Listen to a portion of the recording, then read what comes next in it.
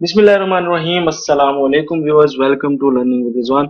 Election act 2017 के lecture 16 के साथ हाजिर हूँ और आज हम लोकल गवर्नमेंट के ऊपर बात करेंगे जो इस सेक्शन 219 से 229 तक है। और इस सेक्शन के अंदर हम लोकल गवर्नमेंट्स को बात करें। लोकल गवर्नमेंट क्या होती हैं, जो आप नायब नाजिम, काउंसलर, फील्ड ऑफिसर, इस तरह के जो आप लफ्ज सुनते हैं, या जिला नाजिम, तहसील नाजिम के जो अल्फाज सुनते हैं, या मेयर ऑफ द सिटी, या कैंटोनमेंट बोर्ड में इलेक्शन हो रहे होते हैं, तो ये जो बल्दियाती हुकूमतें होती हैं, इनके इलेक्शन कैसे होते हैं और इसके बारे में इलेक्शन एक्ट 2017 क्या कहता है, तो हम पढ़ते हैं आज का लेक्चर। तो ये है 219 से स्टार्ट हो रहा है। 219 जी। कमीशन टू कंडक्ट इलेक्शन, इसमें क्या होगा, इलेक्शन करवाया जाएगा। कहाँ करवाया जाएगा? सुबह में ठीक है। सूबाई हुकूमतों में इस्लामाबाद फेडरल कैपिटल के अंदर फाटा खत्म हो गया, तो फाटा सूबे के अंदर आता है, तो इसलिए सूबाई ही मैं इसको करूंगा। फाटा जहां भी आएगा मैं इसको इग्नोर करूंगा। कंटोनमेंट बोर्ड के अंदर या किसी जो है सूबाई की हुकूमतों के अंदर जो लोकल आती हैं, उसके अंदर कमीशन जो है वो इलेक्शन करवाएगा।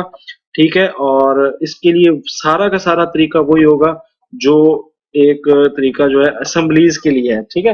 जिस तरह प्रिजाइडिंग ऑफिसर है, पोलिंग ऑफिसर है, रिटर्निंग ऑफिसर है, ये सारा का जो हमने conduct of election to assemblies पढ़ा था, उसमें जितना कुछ है उसी के हिसाब से होगा। और इस लिहाज से कमीशन जो है वो अनाउंस करेगा कि फेडरल गवर्नमेंट या सूबाई हुकूमत के अंदर या किस डेट को या किस डेट्स को जो है इलेक्शन की प्रोसीडिंग होगी और कार्रवाई होगी, वो सारी की सारी इलेक्शन कमीशन उसकी अनाउंसमेंट करेगा। और commission shall hold election to the government within 120 days of expiry of term. अगर एक लोकल गवर्नमेंट का एक्सपायरी होगी है टर्म, तो उसके 120 दिन के अंदर अंदर वो उसका क्या करवाएगी, लोकल इंतखाबात कराएगी।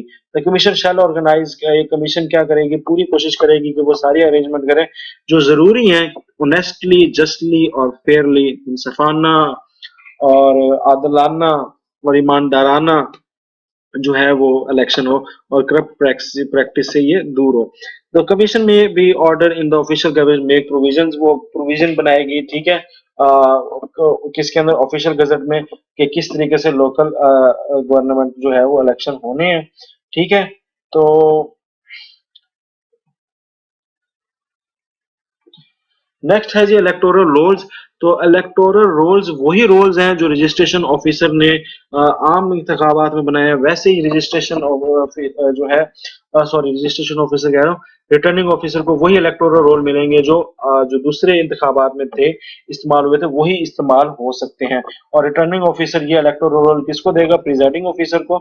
और पोलिंग स्टेशन भी बताएगा कि किस पोलिंग स्टेशन के ऊपर आपने यहाँ पर ये वोटिंग करनी है, या ये पोलिंग का स्टेशन में पोलिंग का काम आपने करना है। तो इलेक्टोरल रोल्स भी वही इंतखाबी फहरिस्तें होंगी जो चल रही थी असम्बलीज में, असम्बलीज के लिए, वही इसके लिए भी इस्तेमाल होंगी।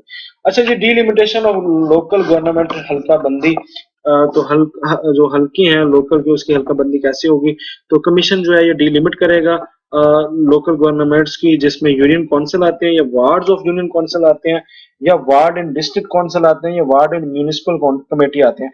अब ये हर शहर गांव की अलहदा होती है, यूनियन काउंसिल होती है, यूनियन काउंसिल के अंदर वार्ड्स होते हैं, वार्ड्स के अंदर म्यूनिसिपल कमेटी होती है।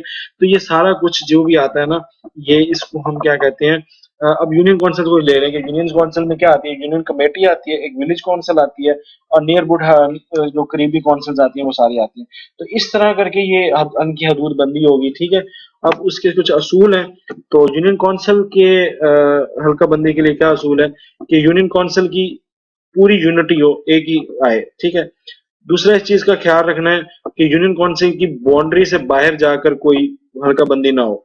फिर ये है कि यूनियन काउंसिल जितनी भी उस गवर्नमेंट की हैं, लोकल गवर्नमेंट की हैं, वो सारी एक जैसी हो, पॉपुलेशन में ज्यादा फर्क ना हो, यूनिफॉर्म होना चाहिए। ठीक है।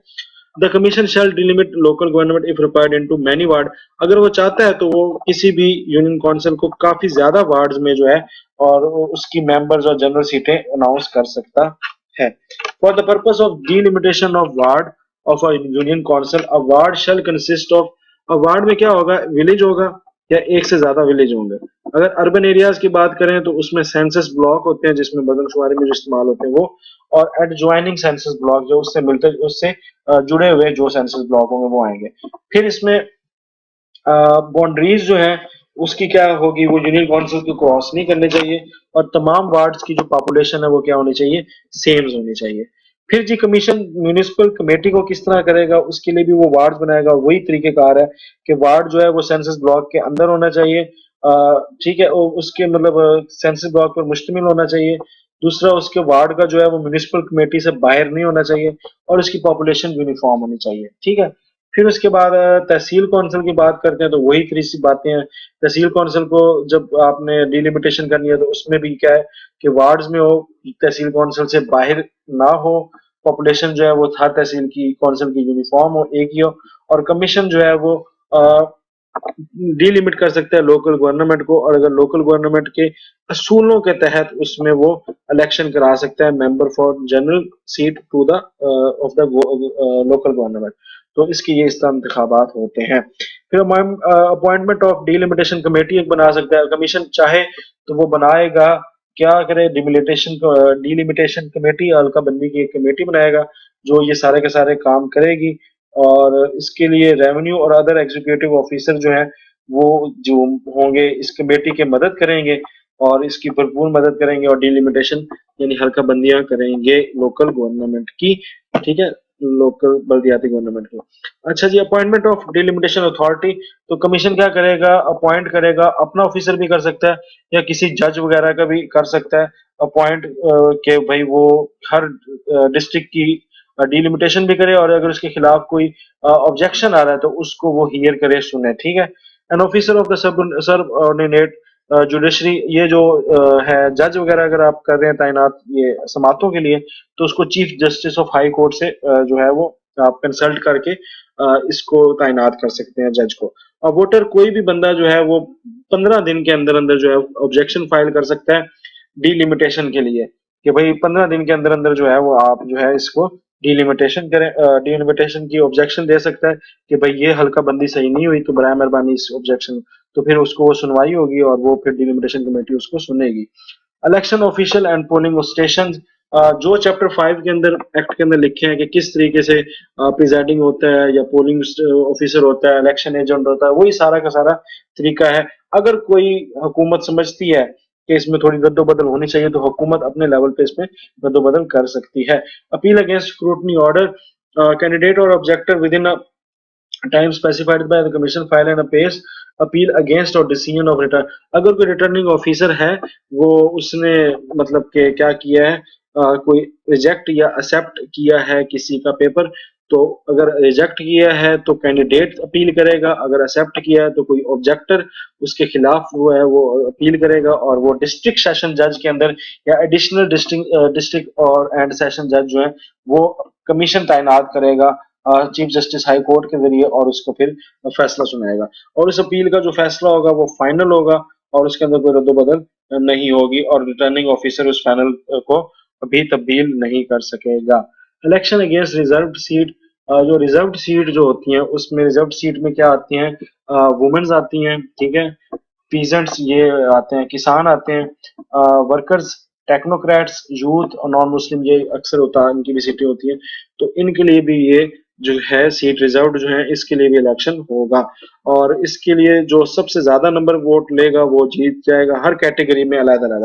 वुमेन्स के लिए अलग वोट डलेंगे तो वो ज्यादा, जो उसमें वुमेन्स में ज्यादा लेगा वो जीतेगा, इसी तरह जो नेक्स्ट आएगा वो ज्यादा जीतेगा, हर कैटेगरी का अलग अलग इलेक्शन की गिनती होगी और जीत होगी।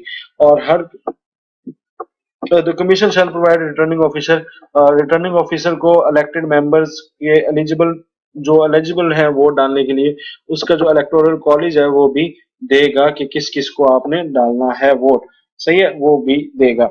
ठीक है जी, आगे नोटिफिकेशन ऑफ इलेक्शन, अच्छा यहाँ पर ये चीज है, इलेक्शन जो है रिजर्व सीट पे, इस पे मेरे ख्याल से जो वोट डालते हैं ना, ये वोट वो नहीं डालते, क्या नाम है, आम आवाम नहीं डालती, ये कौन डालते हैं, जो इलेक्टेड मेंबर्स होते हैं, समझ आ रही है, कि जो मेंबर्स जो हमने इलेक्ट किए वो आगे, जिस तरह सेनेट में होता है हम इलेक्ट करते हैं असेंबली, असेंबली जो है वो सेनेट के अरकान मुंतखब करते हैं, तो ऐसे ही ये भी है, जो ये सीटें है ना, रिजर्व वुमन, वर्कर, टेक्नोक्रेट, ये वो, इसको कौन करेंगे, इलेक्टेड मेंबर्स। तो कमीशन क्या करेगा, रिटर्निंग ऑफिसर को इन इलेक्टेड मेंबर्स की क्या देगा, लिस्ट देगा, इलेक्टोरल कॉलेज देगा कि भाई कौन से लोग वोट डाल सकते हैं, for this vacancy reserve seats. Notification of vacancy, election and vacancy, अगर कोई वैकेंसी आती है या कोई डिस्क्वालीफाई हो जाता है या कोई रिजाइन कर देता है तो वो उसको पब्लिश करके उसका नाम जो है वो नए वाले का नाम लिखेंगे और वैकेंसी अनाउंस करेंगे और उसमें इलेक्शन जो है वो अलहदा होंगे।